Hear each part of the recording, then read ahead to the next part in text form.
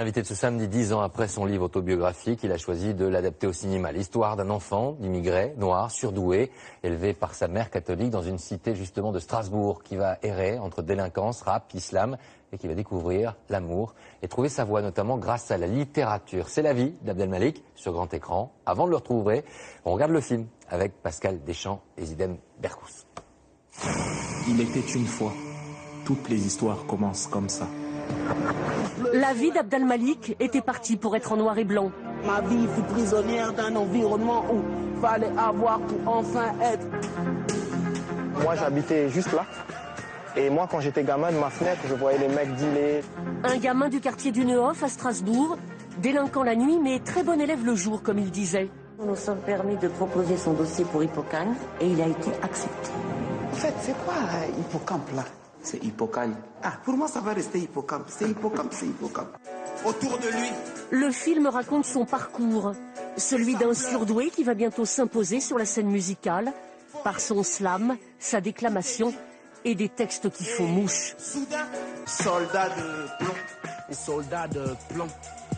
Soldat de plomb. Alors ça finit en émeute, en guerre rangée. CRS casqué contre jeunes en meute. Il venait d'un milieu tellement difficile et il a eu, lui, un parcours tellement difficile à l'intérieur de ça qu'en réponse, il ne pouvait qu'être aussi élevé comme personne. Et c'est vraiment quelqu'un de... Moi, je dis souvent que c'est un être de lumière. Il y a vraiment quelque chose de ça chez lui. Je professe la religion de l'amour. L'amour des mots et la foi musulmane l'ont construit. Et ma religion et ma foi. Salam alaikum wa rahmatullah. T'as choisi un prénom? Abdelmalik. L'amour de la France et de ses valeurs républicaines aussi. Si on n'est pas convaincu nous-mêmes d'être français, comment veux-tu qu'en face ils en soient convaincus? Ah, mais t'as raison. Bah oui, j'ai raison. Il nous faut prendre conscience que ce qui détermine ce que l'on est, c'est aussi le regard que les autres portent sur nous.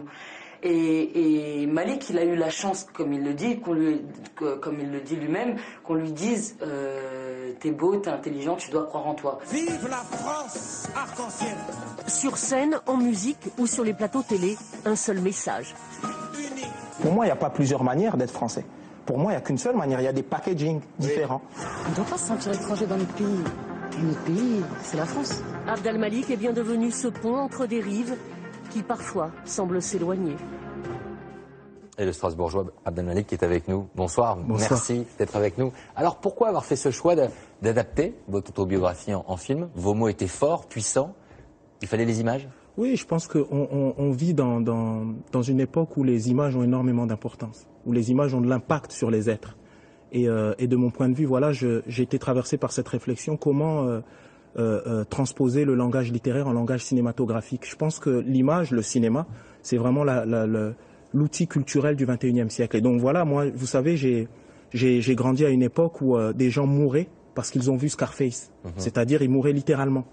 Et c'est vrai que moi, en faisant ce film, il y avait cette idée aussi d'une certaine manière de faire un anti-Scarface. Quelque chose qui puisse, si Scarface amène vers la mort, moi je voulais quelque chose qui amène vers la vie et Il y a la 10 ans, réconciliation. il y avait eu effectivement la haine. Oui. On est en 95, film en noir et blanc, on retrouve des codes identiques, Totalement. une forme d'esthétisme de la banlieue qu'on n'a pas l'habitude de voir aussi belle, en tout cas nous de l'extérieur comme ça. Vous voulez nous dire quoi? Ça va mieux? Ce que je veux dire, c'est que l'humanité et la citoyenneté ne s'arrêtent pas aux frontières des cités.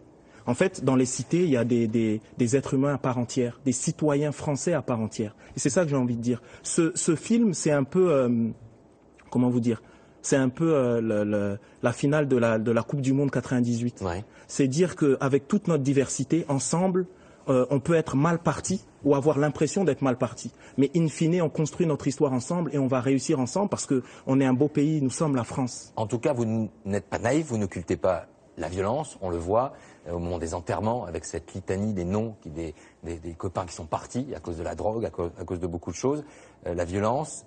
Vous n'occultez pas non plus le fait que vous avez été, vous, délinquant, et qu'à un moment donné, vous étiez sur un fil et que vous auriez pu basculer d'un côté ou de l'autre. Bien sûr, je ne suis pas du tout dans le déni, mais j'ai envie de dire profondément que, comment dire, ce qu'on appelle l'intégration, ça marche. L'école républicaine, ça marche. Et la réalité, c'est que des Abdelmalik, il y en a plein. Et moi, ce que je veux faire aujourd'hui, c'est mettre la lumière sur la majorité silencieuse. Aujourd'hui, on nous parle des minorités extrêmes de part et d'autre, et on a l'impression, et ces minorités-là, extrêmes ou extrémistes, se croient la majorité. Et finalement, la majorité, parce qu'on ne parle pas d'elle, elle se pense minoritaire. Aujourd'hui, il est important de dire que tous les ressorts républicains, les valeurs de ce pays, ce sont des choses qui fonctionnent. Et ce film, en fait, est un moyen de réconcilier. Sachez que, les politiques passent, l'œuvre artistique reste. Et est-ce que l'œuvre artistique va m'inspirer? Est-ce que l'œuvre artistique va inspirer les êtres pour qu'on puisse avancer ensemble? C'est ça ma démarche. Quand vous dites ça marche, ça a marché pour vous. Il y en a qui n'auront pas votre chance parce que vous dites aussi, moi, ça a joué parce qu'il y avait votre mère, parce qu'il y a eu un professeur, parce qu'il y a eu un moment de bascule et puisqu'il y a eu un moment de choix de votre part. C'est l'accumulation de beaucoup de choses et de la chance aussi. Et de la chance aussi. Mais la réalité, c'est que il y a quelque chose d'important qui est le nœud, je pense, de notre société et qui pourrait régler toutes les problématiques, c'est l'école et le savoir. C'est-à-dire que quand un jeune de cité s'en sort, on dit il a eu de la chance. Quand un jeune d'un autre milieu plus aisé s'en sort, on dit c'est normal. Et en fait, elle est là la problématique. C'est-à-dire qu'on a un ressort merveilleux qui est l'école républicaine qui fait qu'on soit d'un milieu aisé ou pas aisé, on peut, ou un milieu rural. Et ben cette école-là, cette école républicaine permet de transcender sa condition, permet de trouver une place dans la société, permet d'être citoyen et surtout permet de nous donner les outils pour choisir au moment où on doit choisir et faire le bon choix. Les écoles, l'école de la République, vous en parlez. Vous êtes retourné dans votre quartier, au Neuf, à Strasbourg. Est-ce que les écoles là-bas, elles sont bonnes? Est-ce que ces écoles-là, elles sont aussi bonnes que celles des beaux quartiers? Moi, j'ai envie de vous dire que toutes les écoles sont bonnes et tous les enseignants sont bons.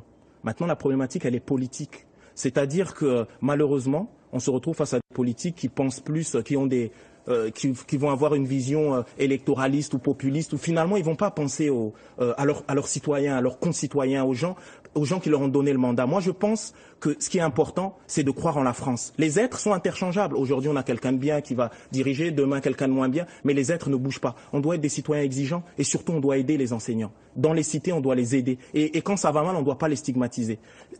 Là est la solution. Et mon film parle de ça. Mon film est un hommage rendu aux enseignants, est un hommage rendu aux gens des cités, est un hommage rendu aux musulmans, parce qu'il faut penser aux musulmans aussi qui sont victimes d'amalgame. L'islam, comme le judaïsme, comme le christianisme, c'est avant tout une expérience de paix et d'amour. Abdelmalik, il y a 10 ans, dans la haine, l'islam radical, il n'en était absolument pas question. Vous avez vu ce qui s'est passé en 10 ans, comment cette religion est devenue stigmatisée, comment la bascule peut se faire, comment certaines minorités peuvent prendre en otage une religion aujourd'hui dans ce pays. Exactement. Mais n'oublions jamais que notre pays, nous sommes le pays de Voltaire, de Rousseau, de Zola, de Deleuze, de Derrida, de tous ces gens qui ont amené la complexité, la nuance. C'est-à-dire qu'il ne faut pas que, parce qu'il y a une minorité qui prend en otage l'islam, la belle religion de l'islam, que finalement on ait l'impression que l'islam soit intrinsèquement quelque chose de négatif. Non, l'islam, le judaïsme, le christianisme sont des religions sœurs. Et là, on est dans les périodes de Noël, là. Et dans les périodes de Noël, j'ai envie de dire, ce film, pour moi, c'est un cadeau.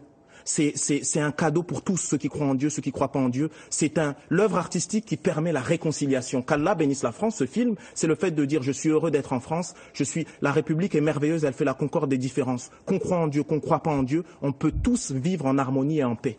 L'enthousiasme d'Abdelmalik, il est toujours là. Merci d'être venu sur ce plateau ce soir. Qu'Allah bénisse la France. Sort mercredi prochain sur les écrans.